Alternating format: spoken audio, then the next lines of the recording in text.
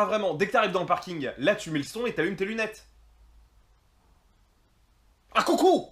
Je suis super heureux de vous retrouver pour ce 17ème épisode de Fasciné, et comme à l'accoutumée, je vais tâcher de vous présenter un top 3 des crescendo des supposés meilleurs films qui s'inviteront mercredi prochain dans vos salles. Donc le 13 mai, au programme d'aujourd'hui, Max ou le Vénère is back, les Olsen n'ont qu'à bien se tenir, et un boyhood français. Babouche, Écume et Canotier, bienvenue dans Fasciné!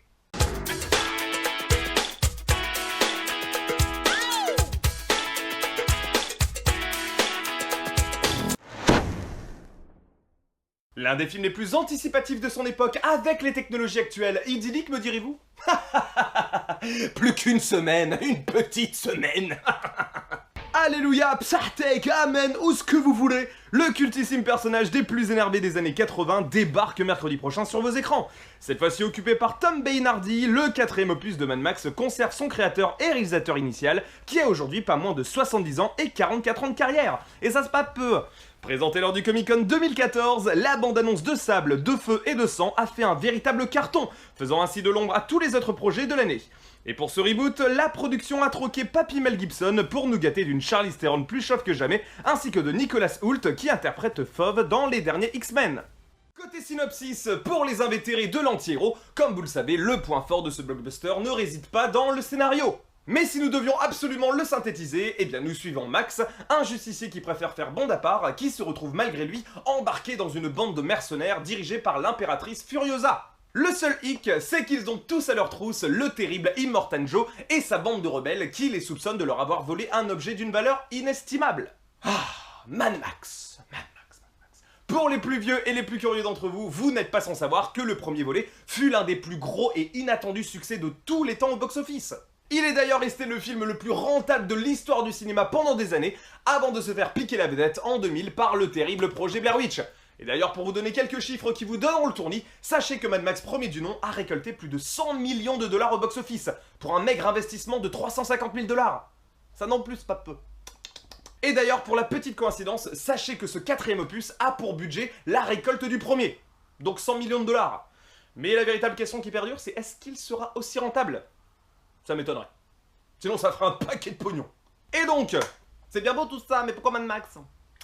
Eh bien, je peux pas être plus clair, mais c'est vraiment pour tout ce que ça représente, quoi. En 82, quand le premier film est sorti, il était considéré comme avant-gardiste, visionnaire et défouloir. L'univers post-apocalyptique dans lequel Max évolue, les conflits à propos de l'essence et des vivres, bref, le film était clairement en avance sur son temps et s'est très vite imposé comme culte. Aujourd'hui, les effets techniques et l'avancée scénaristique ne pourront qu'exacerber la qualité du postulat original. Et si Tom Hardy était aussi bon que Mel Gibson, sachez qu'on est vraiment à ça d'être devant un chef-d'œuvre. En tout cas, j'espère sincèrement qu'ils l'ont pas foiré. Inch'Allah. Et pour finir, le maintenant si.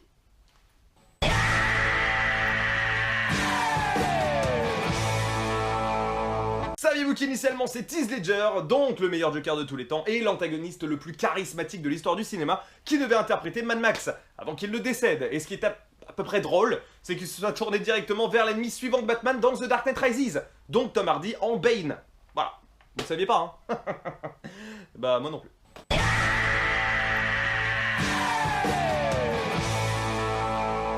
Allez, passons sans plus attendre au numéro 2.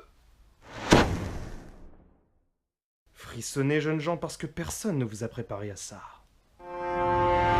Distribué par KMBO, Goodnight Mommy est un drame épouvante autrichien qui est réalisé par Veronika Franz et Séverin Fiala.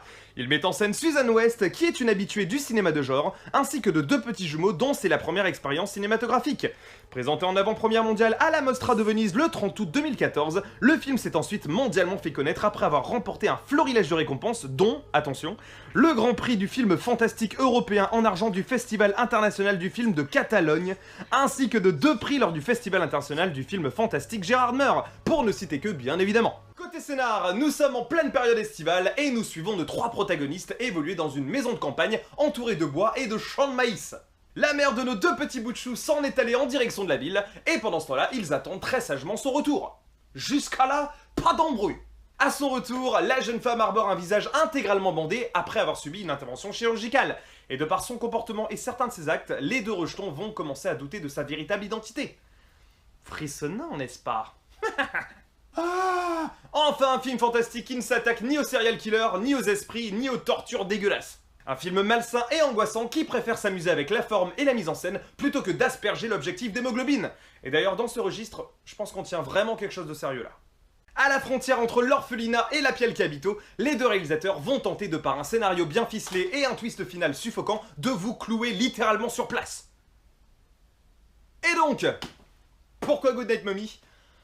Eh bien, vous savez déjà depuis le premier épisode d'Halluciné que je ne suis pas un grand fan de films d'horreur, ou en tout cas pas de la génération actuelle, et qu'il faut vraiment user d'inventivité pour me scotcher et me laisser béat.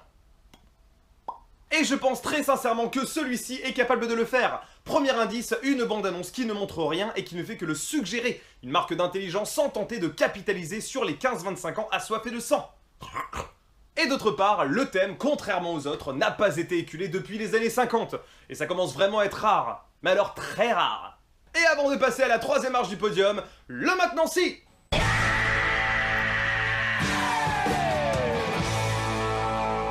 Saviez-vous que les deux réalisateurs ont consciemment tourné le film de manière chronologique afin que les enfants puissent constamment être surpris par un scénario qu'ils ne connaissaient pas en amont? Eh bien maintenant si.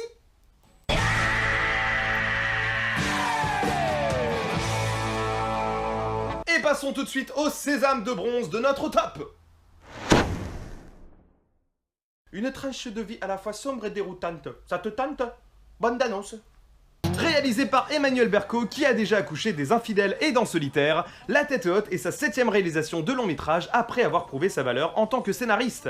Porté par la grande Catherine Deneuve et Benoît Magimel, ce film a permis à sa réalisatrice d'être la seconde femme de l'histoire à ouvrir le festival de Cannes, après Jane Curie en 87 avec Un homme amoureux. Ma région a été mise à l'honneur puisque l'équipe du film a posé ses valises à Dunkerque, Amiens ou encore Boulogne-sur-Mer. Le film a d'ailleurs reçu un précieux investissement de la part du conseil régional à hauteur de 3%, ce qui n'est pas négligeable. Côté scénario, rien de rocambolesque, nous suivons l'évolution physique, mentale et morale du jeune Maloney, un garçon qui a toujours baigné dans la misère et le vice avant de rencontrer un éducateur qui fera tout pour lui donner le courage et l'espoir. Il tentera de mettre toute la rage qu'il a au plus profond de lui en silence afin de se construire un avenir entouré des gens qu'il aime. En bref, cesser l'autodestruction au profit de l'éclosion. De par la qualité de son acteur principal, on a presque l'impression d'être devant un documentaire qui s'éloigne très nettement de ses semblables, notamment grâce à la sincérité qui s'en dégage. La réalité dépasse clairement la fiction et en à peine 2 minutes, on se surprend à ressentir de la compassion et de l'empathie pour ce jeune garçon. Et en ça, je suis surpris et je veux en savoir plus. Donc bravo! Et donc, pourquoi La Tête Haute? Eh bien, en un seul argument, sachez que ce film se rapproche dangereusement de Boyhood, notamment pour avoir filmé l'évolution physique de son personnage principal. Le récit semble bien sûr plus conflictuel et moins léché, mais il y a fort à parier, pour une fois, que le cinéma français soit capable d'égaler un chef-d'œuvre comme celui-ci. En tout cas, je serais très fier pour notre industrie qu'il le fasse. Et pour clore ce 17ème épisode, le maintenant si.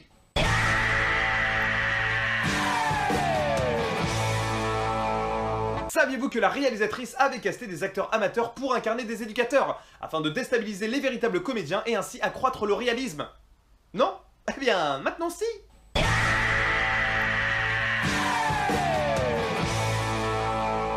Voilà! Merci à vous d'avoir suivi cette chronique, j'espère vous avoir donné l'envie d'aller voir au moins l'un de ces 3 films. Sinon bah, chantez du Maître Gims. Je vais sûrement perdre ma vie. Bang bang. Ah ouais, bisous, bisous. Portez-vous bien, ciao. Et rendez-vous dans les salles obscures. J'espère que ces films vont vous fasciner.